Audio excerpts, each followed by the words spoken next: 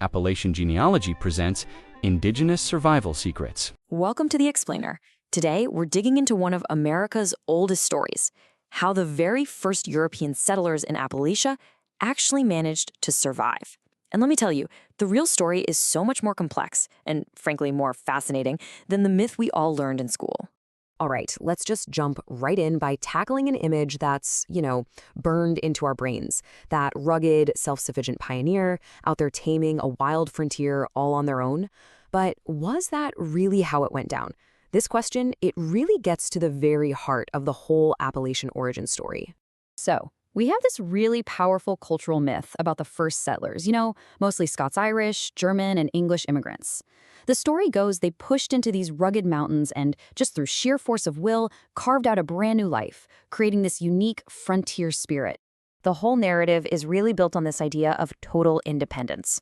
You can almost picture it, right? Families building their own homes from scratch, growing every scrap of their food, and making everything they needed right there from the forest. It's a story of pure grit.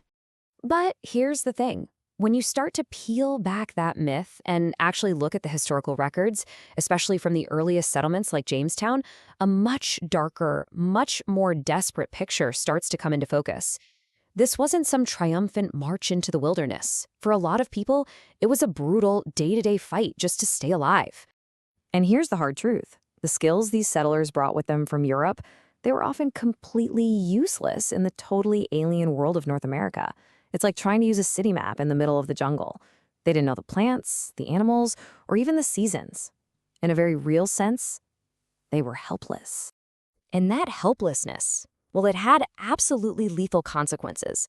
In the early days of colonial Virginia, the mortality rate from things like disease, malnutrition, and just plain starvation shot up to a staggering 80%. Just think about that. Survival was actually the exception, not the rule. So the crucial point here is this. Without help, these colonial projects were on the brink of total collapse. They were not self-sufficient. As Chief Powhatan himself observed, they were utterly dependent on the knowledge and the food of the indigenous people who were already living there. That life-saving help came from a super sophisticated system of knowledge, one that was developed over thousands of years by the indigenous peoples of the Americas. It was, for all intents and purposes, the instruction manual for how to live in this new world. This system has a name. It's called Traditional Ecological Knowledge, or TEK. And it's really important to get this. This isn't just a collection of survival hacks or camping tips. It's a whole worldview, a complete philosophy for how to live sustainably and in a reciprocal relationship with the land. Okay, so what does TEK actually look like on the ground? Well, maybe the most famous example is an agricultural system known as the Three Sisters. This was the cornerstone of indigenous farming for centuries before Europeans ever showed up. I mean, this is just brilliant. It's a perfect symbiotic system.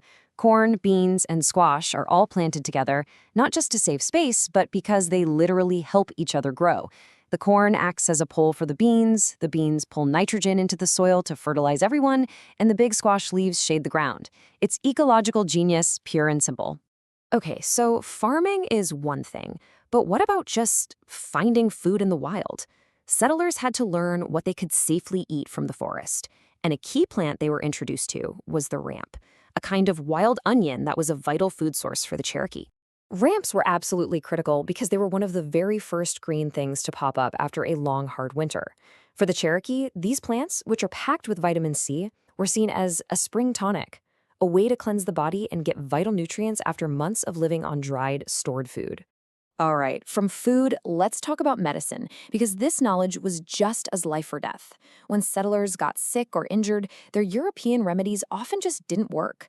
The real cure was growing all around them, but only if you knew what you were looking at. Settlers very quickly started adopting a huge array of these botanical remedies from tribes like the Cherokee and the Seneca.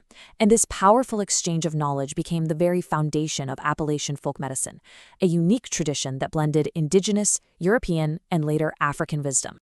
Okay, so you've got food, you've got medicine, now you need a roof over your head. Survival also meant learning completely new ways to build shelter and make tools. Sure, the log cabin is iconic, but settlers also had to learn techniques that were truly suited for the Appalachian environment. For instance, the settlers' European-style buildings, they were often pretty poorly suited to the climate. But indigenous structures, like this dome-shaped wetchu you see here, were framed with flexible saplings, could be built quickly, and honestly, they give way better protection from the wind and the cold. So this incredible transfer of life-saving knowledge, how to eat, how to heal, how to live, it all makes the next chapter of this story a deeply tragic contradiction. The very survival of the settlers was built on a relationship that they would ultimately betray. And this table, wow, it just lays it all out in black and white. It contrasts two totally different colonial models. You had Jamestown, which went with a policy of conflict and refusal to learn, and it almost completely collapsed. Then you had New France, which focused on trade and alliances and created a much more stable, integrated society. And it really boils down to two totally different mindsets, right? The French system was based on mutual dependency, mostly for the fur trade. But the British system, especially in Appalachia, was all about acquiring land for permanent settlement. And that was a path that could only lead to one thing: displacement and conflict. And this timeline, it just shows you that heartbreaking journey from dependency to displacement.